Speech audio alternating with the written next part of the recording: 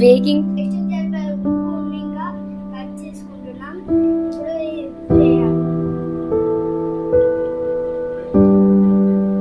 Action.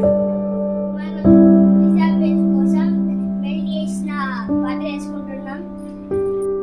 Topping కోసం 2 carrots, 1 onion, 2 tomatoes, 1 capsicum.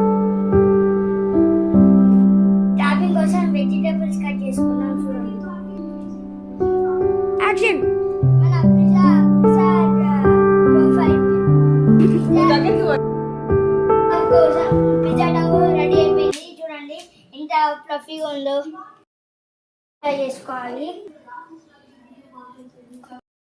ఒక ball లాగా తీసుకొని దీని మీద అప్లై చేయాలి. ఇట్లా అప్లై చేసుకోవాలి. తర్వాత స్పోర్ట్ తీసుకొని ఇట్లా ఇట్లా పెట్టుకోవాలి. దీనిపైన ఇప్పుడు యాక్షన్. దీని మీద ఫస్ట్ పిజ్జా సాస్ అప్లై చేసుకోవాలి. సీజనింగ్కి వెజిటేబుల్స్ యాడ్ చేసుకుంటున్నా. చూడండి.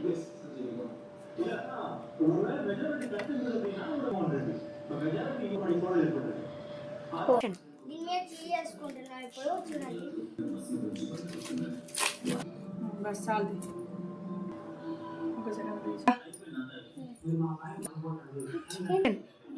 హీట్ అయిన సాల్ట్ ఇప్పుడు బేకింగ్ చేసుకుంటున్నాం. ఇది తర్వాత మన పిజ్జా రెడీ అయిపోయింది.